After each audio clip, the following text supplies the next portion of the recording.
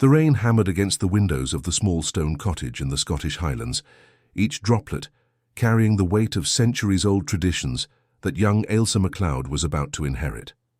At 12 years old, she sat at the wooden table, her fingers tracing the grain patterns worn smooth by generations of her family, while her grandmother Moira prepared tea with hands that trembled slightly but moved with practiced certainty. "Tomorrow changes everything," Moira said, her voice carrying the soft lilt of Gaelic underneath her English words. She placed a chipped mug in front of Ailsa, steam rising like spirits from the dark liquid. "You understand what it means to join the clan gathering, don't you, child?" Ailsa nodded, though uncertainty flickered in her green eyes. She had grown up hearing whispered stories about the ancient traditions her family maintained, ceremonies that connected them to the land in ways most modern Scots had forgotten. Her parents had moved to Edinburgh for work when she was 8, leaving her summers to be spent here in the Highlands with Moira, learning skills that seemed increasingly out of place in a world of smartphones and social media. Outside, the wind howled through Glen Affric, bending the ancient pines that had stood sentinel for hundreds of years, the same trees her ancestors had known, the same mountains that had sheltered her clan through wars, famines, and the slow erosion of the old ways. "Tell me again," Ailsa whispered, "about the ceremony." Moira settled into her chair, the firelight catching the silver in her hair. "It's not magic, if that's what worries you. Nothing supernatural. It's something far more powerful. It's memory and connection. When you join the gathering tomorrow, you'll undergo the 3 trials that every MacLeod has faced for more than 400 years. She reached across the table and took Ailsa's hand. "The trial of knowledge, where you must demonstrate understanding of our clan's history and the land that sustains us. The trial of service, where you must show your willingness to support the community before yourself. And the trial of endurance, where you prove you can face hardship without losing your humanity." Ailsa's stomach tightened. She had spent the summer preparing, learning Gaelic phrases she would need, memorizing the names of plants and their uses, listening to Moira's stories about their ancestors who had survived the Highland clearances by holding tight to their traditions when everything else was stripped away. "What if I fail?" The question escaped before she could stop it. Moira's expression softened. "Then you try again next year, there's no shame in it. Your own mother needed 2 attempts. She was terrified of disappointing me, just as you fear disappointing her." She squeezed Ailsa's hand. "But I don't think you'll fail. You have something she didn't at your age." "What's that?" "You actually want to understand why these ceremonies matter. Your mother came to the trials out of obligation. You're here out of curiosity, and that makes all the difference." The next morning arrived with surprising clarity, the storm having passed to leave the glen washed clean and gleaming. Ailsa, dressed in the simple clothes Moira had laid out, a practical wool dress dyed deep green, sturdy boots, and a shawl her grandmother had woven herself with wool from their own sheep. The gathering place was a 2-hour walk from the cottage, following paths that wound through heather-covered hills and alongside streams that sang over ancient stones. Moira led the way, her pace steady despite her 78 years, occasionally pointing out landmarks and sharing their significance. "That's where your great-great-grandfather Donald built a shelter when he was caught in a blizzard." She indicated a natural overhang in the rock face. "Stayed there 3 days until the storm cleared, used his knowledge of the land to survive, found water, made fire with damp wood, kept his spirits up by reciting the clan poems." They passed other families heading to the same destination, each accompanied by a young person of similar age to Ailsa. She recognized some of them from previous summers: Hamish Ross, a lanky boy with red hair who gave her a nervous smile; Fiona Campbell, whose confidence seemed unshakable as she strode ahead of her grandfather, and several others she knew only by sight. The gathering place itself was a natural amphitheatre, carved into the hillside, surrounded by standing stones that predated even the clan traditions. The stones weren't arranged with any mystical purpose. Geologists believed they were the remnants of an ancient settlement, but they provided a sense of continuity, a reminder that humans had gathered in this place for thousands of years. Elder Callum MacInnes stood at the centre, his weathered face creased into solemn lines as he watched the families arrive. At 75, he was one of the last who had undergone the trials in the old way, before modern life began pulling people away from these hills. Beside him stood 3 other elders, each representing different aspects of clan knowledge: Margaret for healing and plant lore, Duncan for history and storytelling, and Isabel for practical survival skills. As the sun climbed higher, casting long shadows across the gathering, Callum raised his hand for silence. "We come together, as we have for generations," he began, his voice carrying clearly in the still air. "Not to perform magic or speak with spirits, but to ensure that the knowledge of our ancestors continues. In an age where young people can find any fact on their phones in seconds, these trials test something different: wisdom earned through experience, skills practiced until they become second nature, and the strength to carry forward traditions that matter." His eyes swept across the assembled youth.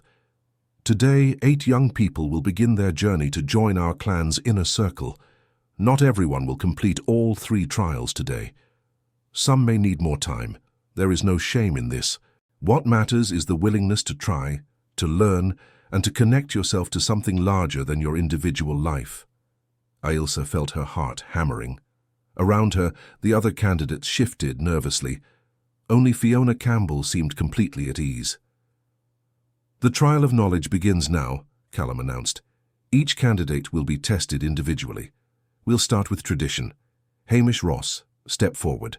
As Hamish made his way to the centre, looking pale but determined, Elsa caught her grandmother's eye. Moira gave her an encouraging nod. The trials were beginning, and there was no turning back. Check if you are already subscribed to this channel, because these are the real stories of tradition and courage that reconnect us to what truly matters, and you won't want to miss a single moment of this journey.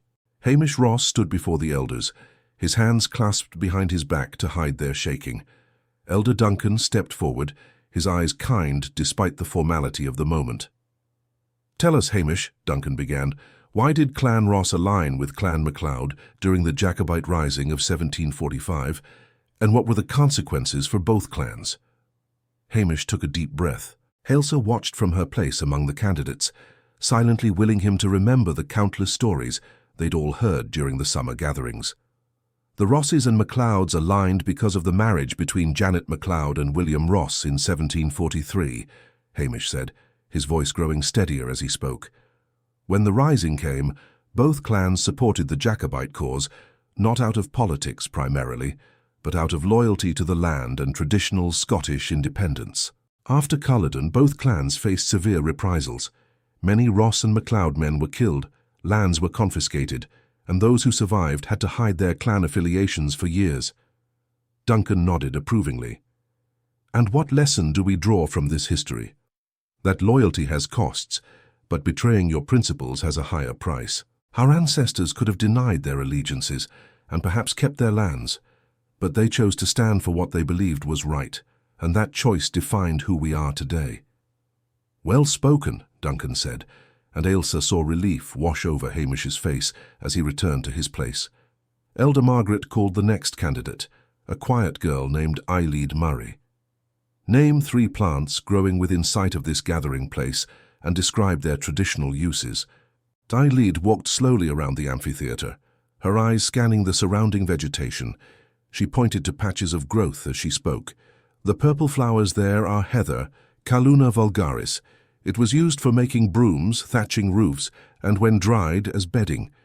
The tea made from it helps with sleep and calms the nerves." She moved to indicate low-growing plants near the stones. "That's wild thyme, Thymus polytrichus. Our ancestors used it to preserve meat before refrigeration and as a treatment for coughs and digestive troubles." Finally, she gestured toward taller plants near the stream. "And those are nettles, Urtica dioica. When prepared properly, they're nutritious to eat, full of iron and vitamins. The fibers can also be processed into thread, though it's labor-intensive."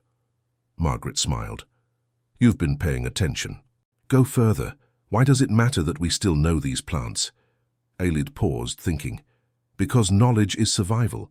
If we lost access to modern medicine or food supplies, these plants could sustain us. But more than that, knowing them connects us to how our ancestors saw the world, not as resources to exploit, but as partners in survival. Every plant had a purpose, and was used with gratitude. Exactly right, Margaret affirmed. One by one, the candidates faced their questions. Some stumbled and were given guidance rather than failure. The trials were meant to teach, not to humiliate. Fiona Campbell spoke eloquently about the clan's traditional fishing methods and their sustainable approach to managing streams. Another boy, Lachlan MacDonald, demonstrated the proper way to construct a survival shelter using only natural materials found nearby, explaining the principles of insulation and water drainage as he worked. Then it was Elsa's turn. Elder Isabel stepped forward, her weathered face neutral. "Ailsa MacLeod, you've spent most of your life in Edinburgh, away from these hills.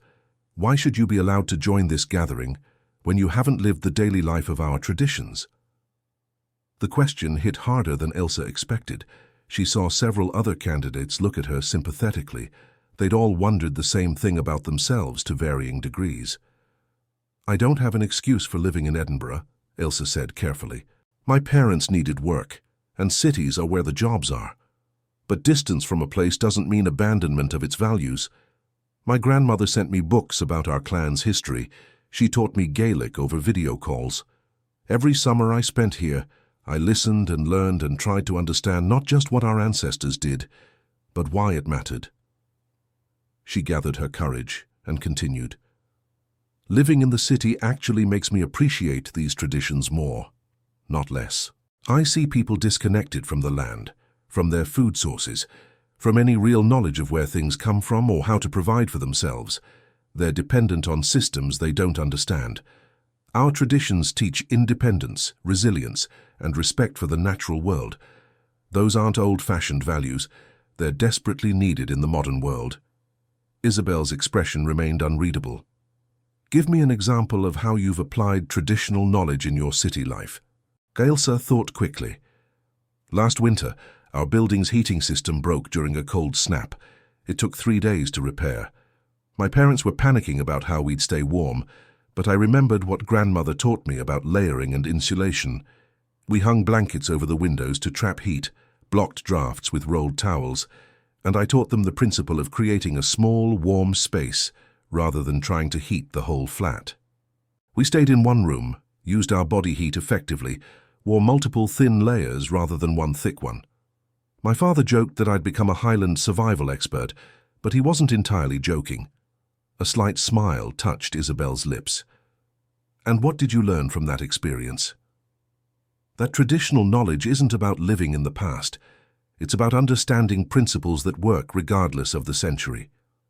Whether you're in a cottage in 1745 or a flat in Edinburgh in 2024, the physics of heat retention are the same.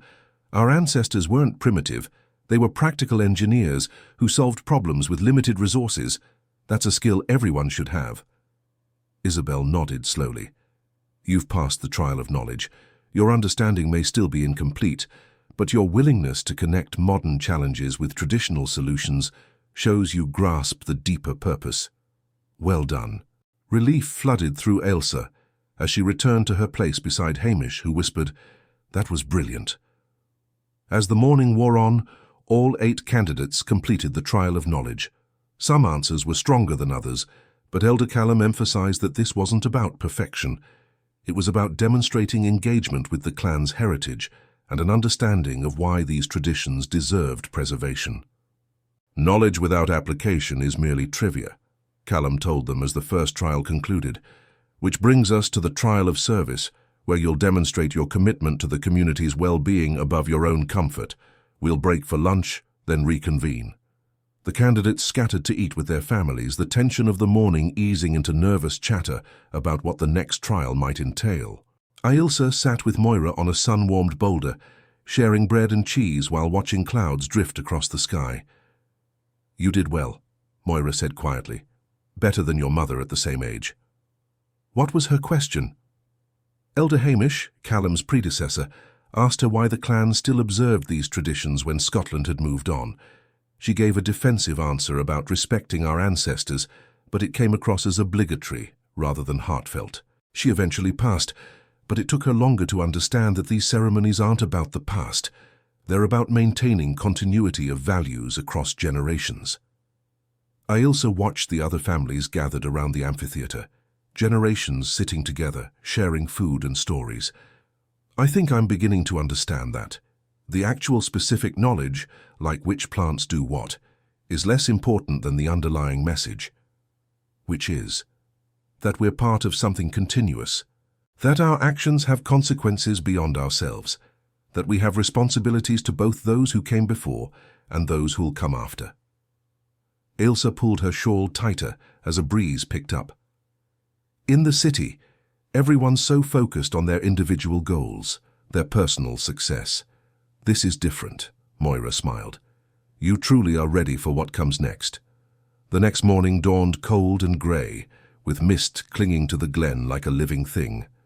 Ailsa woke in her grandmother's cottage, feeling every muscle she'd used the previous day. Her hands bore blisters from the scrubbing and cleaning, and her back ached from hours of bent labour. Across the room, Moira was already awake, preparing a breakfast of porridge and honey. Eat well, her grandmother advised. The trial of endurance requires not just physical strength, but mental fortitude. You'll need both sustenance and resolve. At the gathering place, the atmosphere was different from the previous day.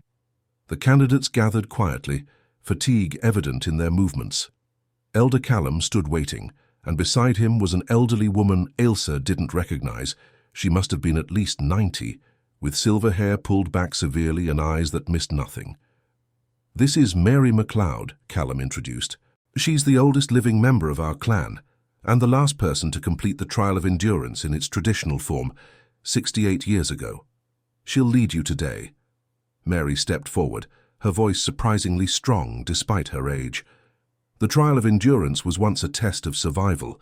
Candidates were sent into the wilderness with minimal supplies and had to survive for 3 days and nights. We've adapted it for safety and modern realities, but the core remains the same. You must face physical hardship, navigate challenging terrain, and maintain your spirit when your body wants to give up. She gestured toward the mountains rising behind them, their peaks lost in cloud. You'll hike to the summit of Bain Headhoyne and back, approximately 18 miles round trip, with an elevation gain of 3,000 feet. You'll carry supplies for 1 meal, which you'll prepare yourselves at the summit. You'll encounter weather, difficult terrain, and the limits of your own endurance. Ailsa felt her stomach clench. 18 miles with significant elevation in potentially poor weather wasn't a casual day hike. You'll travel in pairs, Mary continued, not to make it easier, but to teach you that endurance isn't just personal. It's about supporting others when they struggle and accepting support when you need it. Your ancestors survived by looking after one another. Today, you'll do the same. The pairing was deliberate. Ailsa was matched with Magnus Campbell, whose earlier frustration during the cottage repairs had revealed a short temper. Hamish was paired with Fiona, Lachlan with Eilith, and Connor with Rory. Each pair received a small pack containing basic supplies: water bannocks, traditional oatcakes, cheese, dried meat, a small pot for cooking, matches, and a basic first aid kit. They were also given a map and compass. No GPS devices allowed. If you encounter serious danger or become unable to continue, fire 3 signal flares from the kit, Elder Isabel instructed. Otherwise, we'll see you at the summit checkpoint and then back here by nightfall. The weather is expected to deteriorate, so prepare for rain and wind. As the pairs set off at staggered intervals, Ailsa and Magnus fell into an awkward rhythm. Magnus had longer legs and naturally walked faster, forcing Ailsa to push herself to keep up. The first hour passed mostly in silence as they navigated the lower slopes, following a trail that wound through stands of pine and birch. But as they climbed higher and the terrain steepened, the dynamic began to shift. Magnus, confident in his physical fitness, pushed ahead, clearly expecting Ailsa to simply match his pace. But altitude and the previous day's labor were taking their toll on Ailsa faster than she'd anticipated. Her breathing became labored, her legs felt leaden, and she found herself falling behind. "Keep up," Magnus called back, impatience clear in his voice. "We're not even halfway yet." Ailsa gritted her teeth and pushed harder, but she knew this pace was unsustainable. They'd barely gone 4 miles and already she was struggling. Pride warred with practicality. She didn't want to be the weak link, but she also knew that burning out early would mean failing completely. At a rocky outcrop that offered a natural rest point, she called out, "Magnus, wait, I need a break." He turned back, frustration evident. "We just started. If you're tired already, you're not going to make it." "Maybe not at your pace," Elsa shot back, her own temper flaring. "But this isn't a race. The trial is about endurance, not speed." "It's about finishing," Magnus countered. "And at this rate, we'll still be on the mountain after dark." They stood facing each other on the wind-swept slope, the tension between them palpable.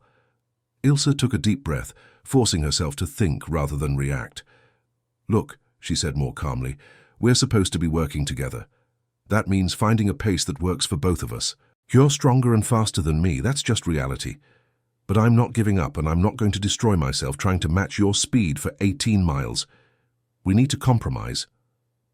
Magnus looked ready to argue, but something in Ailsa's steady gaze made him pause. He glanced down the mountain, where other pairs were visible in the distance, each moving at their own pace. "Fine," he said grudgingly. 10-minute break, then we continue at a pace you can maintain. But if we fall too far behind, we're adjusting again." As they rested, sharing water and catching their breath, Ailsa studied the map. The next section of trail would be the steepest, climbing through rocky terrain before leveling off near the summit ridge. Weather was indeed moving in. Clouds were lowering and she could feel the temperature dropping. When they resumed, Magnus did slow his pace, and the difference was immediate. Ailsa could maintain steady progress without exhausting herself. But the compromise also meant Magnus had to exercise patience, which clearly didn't come naturally to him. 3 hours into the climb, the predicted weather arrived with force. Rain began as a light drizzle but quickly intensified into a driving downpour. Visibility dropped, the rocks became slippery and the temperature plummeted. Ailsa pulled on the waterproof jacket she'd packed, but within minutes she was soaked through from the combination of rain and exertion. "We should consider turning back," Magnus said, and Ailsa heard real concern in his voice for the first time. "This is getting dangerous." But Ailsa shook her head. "We're more than halfway.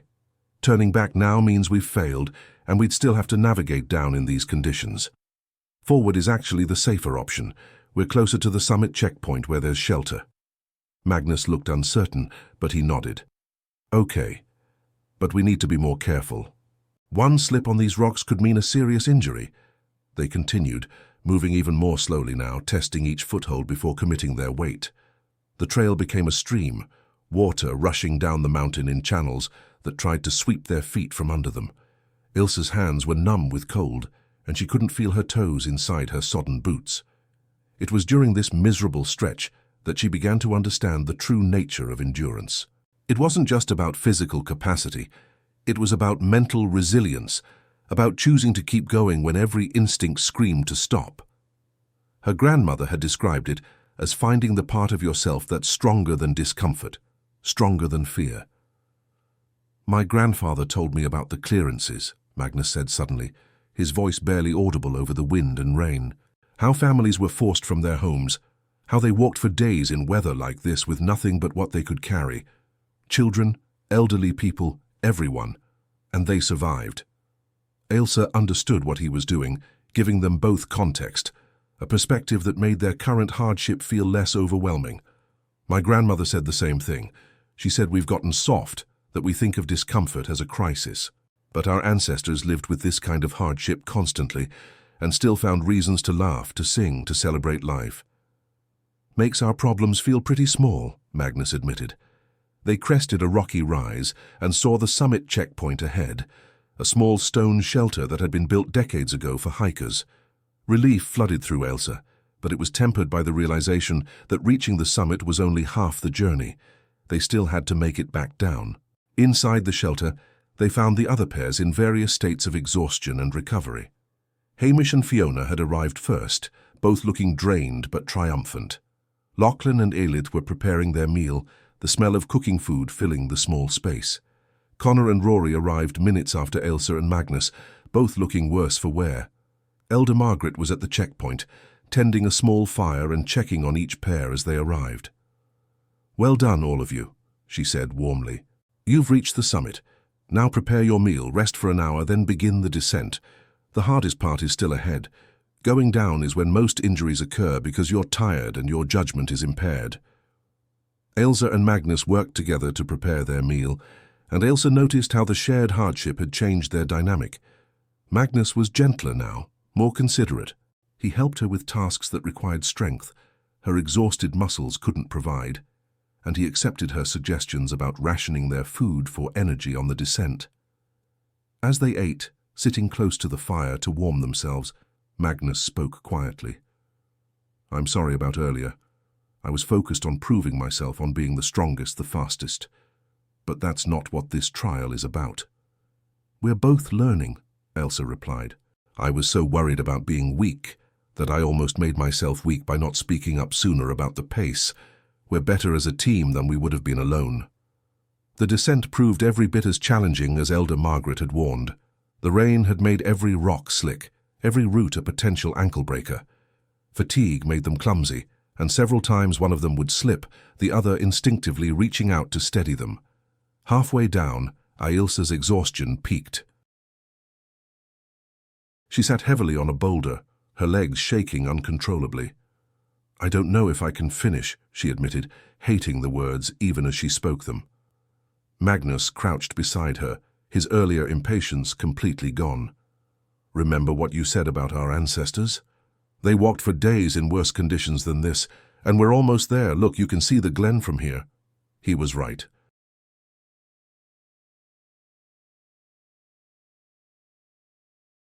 Through a gap in the trees, she could see the familiar contours of the glen below, the gathering place visible as a small clearing.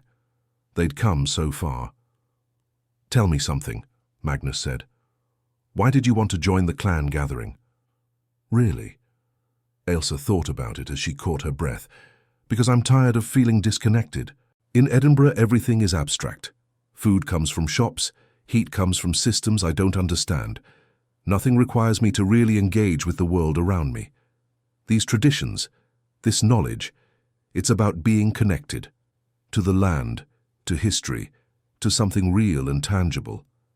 I wanted to be part of that." Magnus nodded slowly. "That makes sense. For me, it was about proving I belong. My family moved to Glasgow 3 generations ago, and we only came back to the Highlands 2 years ago. I felt like an outsider, like I had to prove I was worthy of being called a Campbell. But today taught me that belonging isn't about being the best at something, it's about being willing to struggle alongside others." They helped each other up and continued down. By the time they reached the gathering place, the rain had stopped and evening sun was breaking through the clouds, casting everything in golden light. The other pairs had already arrived, all showing signs of the ordeal they'd endured. Elder Callum stood waiting, and as the final pair, Ailsa and Magnus, stumbled into the amphitheatre, he raised his hands. "You have all completed the trial of endurance," he announced. "Not because you were the strongest or the fastest, but because you persevered together, supported one another, and refused to give up when the journey became difficult."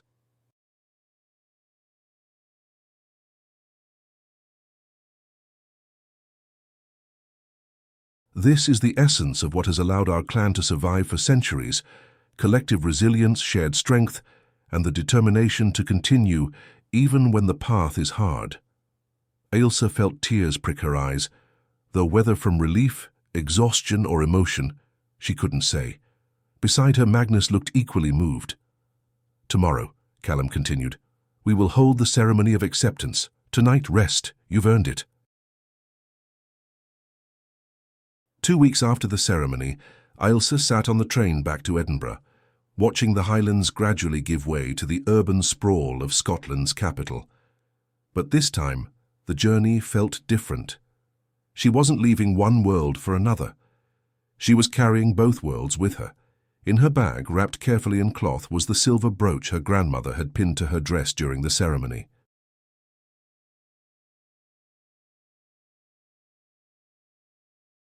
She also carried a small journal, where she'd begun recording the clan's traditional knowledge, not just the facts but the stories and context that gave them meaning, and most importantly, she carried a changed perspective on who she was and what she wanted her life to mean.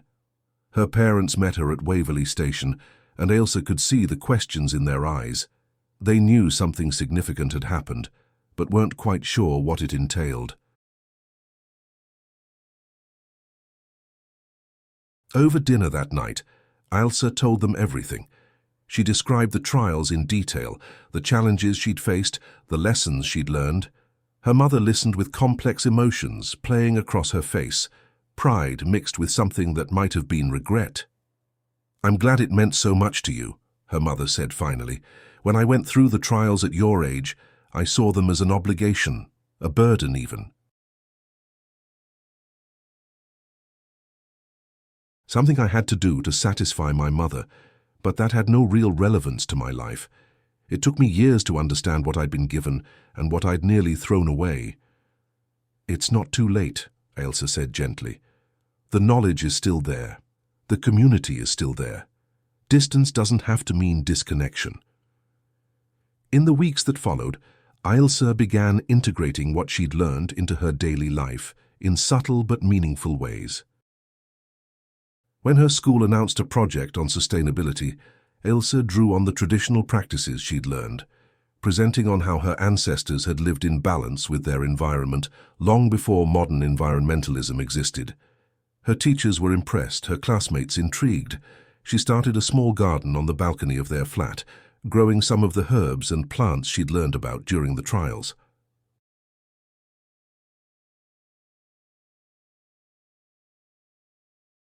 It wasn't practical necessity.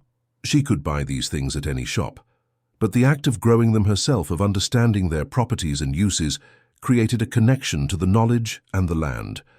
She also began teaching herself more Gaelic, using video calls with her grandmother to practice.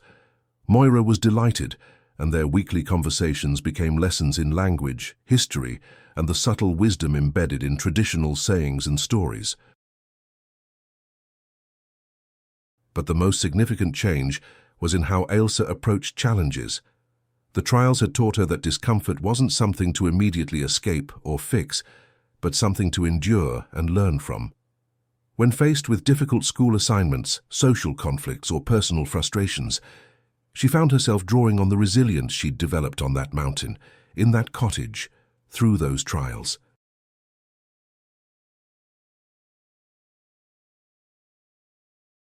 Three months after the ceremony, Ailsa received a letter from Elder Callum, an actual physical letter, written in careful handwriting on proper paper. It read, "Dear Ailsa, the clan gathering met last week, and we discussed plans for next summer. We'd like to establish a mentorship program where newly accepted members help prepare the next group of candidates. The elders unanimously agreed that you should be part of this program. Your understanding of bridging traditional and modern worlds, your ability to articulate why these practices matter beyond nostalgia, and your genuine commitment to learning and preserving our heritage make you an ideal mentor. This isn't a requirement, but we hope you'll consider it. The knowledge is only valuable if it's shared. With respect, Callum McInnes." Ailsa read the letter 3 times, feeling equal parts honored and daunted. To be asked to mentor others, to help guide them through the same journey she'd only recently completed, it felt like a huge responsibility. But it also felt right, like a natural next step in the commitment she'd made during the ceremony. She discussed it with her parents that evening. Her father, who had always been somewhat skeptical of what he viewed as old-fashioned customs, surprised her with his support. "I've watched you since you came back," he said. "You're more confident, more grounded. You know who you are in a way most teenagers don't. If that's what these traditions gave you, and if you can help pass that on to others, then you should absolutely do it." Her mother was even more encouraging. "I wish I'd had someone like you when I went through the trials, someone who could explain why it mattered in terms that connected to my actual life, instead of just, because it's always been done this way. Do it, sweetheart." Help them understand what I failed to understand until much later. Over the following months, Ailsa prepared for her mentorship role. She organized her notes, thought carefully about how to explain complex concepts, and reached out to the other newly accepted members to coordinate their approaches. She also began documenting the clan's traditions more systematically, with Elder Margaret's guidance.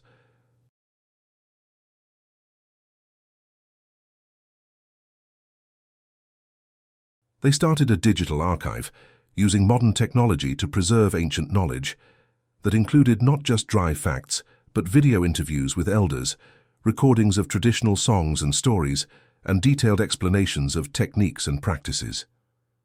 "This is exactly how tradition evolves," Margaret told her as they worked together one weekend when Ailsa visited the Highlands.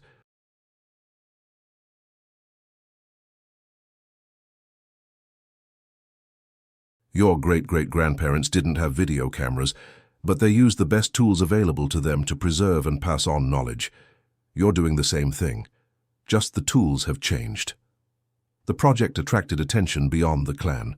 A local museum expressed interest in the archive, and a Scottish Cultural Preservation Society reached out about potentially expanding the project to other clans.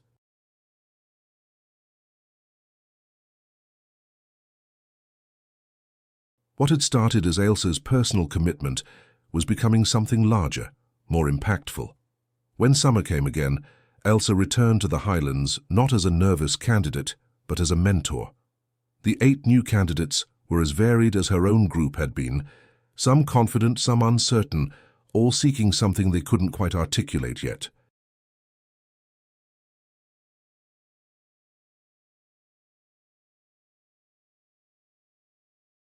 Ailsa worked primarily with a girl named Skye MacDonald, who reminded Ailsa of herself a year ago, caught between worlds, unsure of where she belonged, seeking connection to something real and enduring. "I don't know if I'm strong enough for the trials," Skye confessed during one of their preparation sessions. Ailsa smiled, remembering expressing the same fear to her grandmother. "Strength isn't what you think it is. It's not about being the fastest or the strongest or the most confident. It's about being willing to try, to struggle, to support others and accept support yourself. Everything else you'll learn along the way." As she helped prepare the new candidates, guiding them through the same lessons she'd learned, Ailsa realized something profound. This was how traditions stayed alive, not by being frozen in time, but by being lived, experienced, tested, and passed on by each generation in turn. She was part of an unbroken chain stretching back centuries, and her participation ensured it would continue forward. On the day of the new trials, Ailsa stood with the elders, watching the candidates face the same challenges she'd overcome. She saw them struggle, doubt, persevere, and ultimately succeed, and she felt a deep satisfaction knowing that she'd helped prepare them for this moment.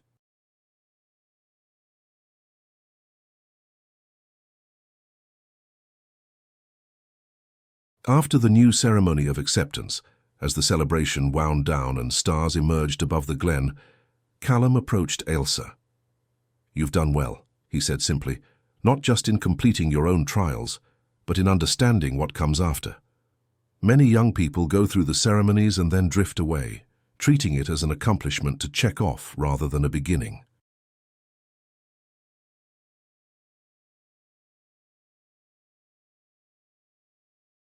You've grasped that acceptance into the clan gathering isn't an ending.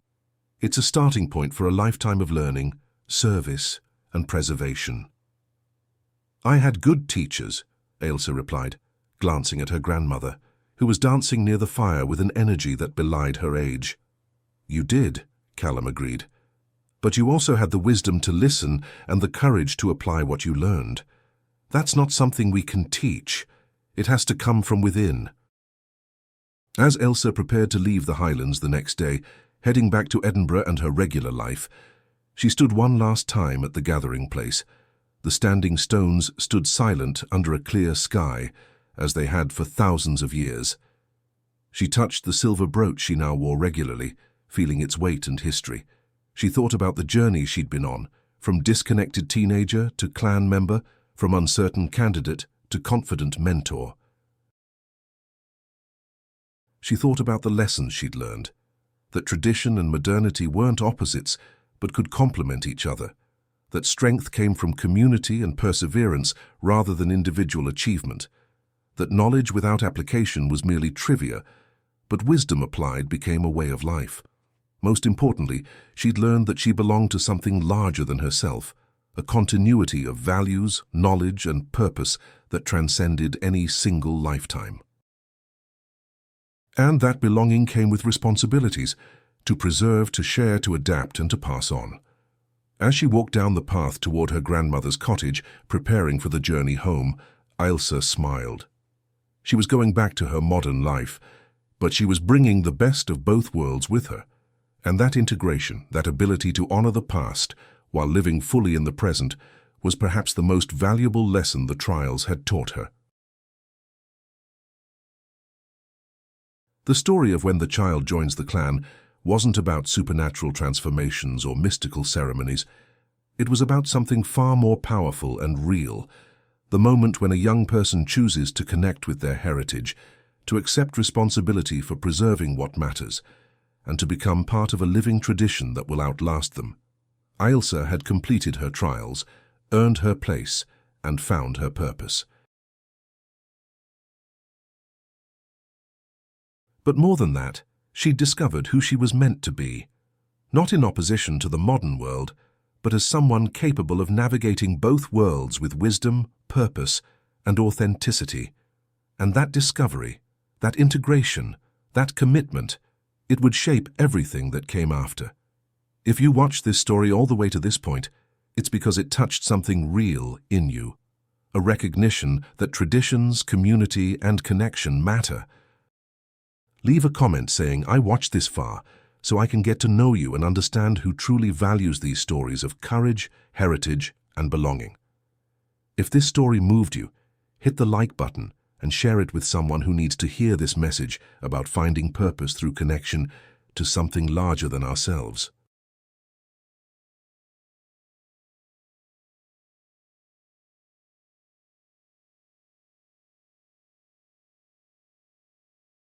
These are the stories that remind us what it means to be human, to be part of a community, to honor those who came before while building something meaningful for those who come after.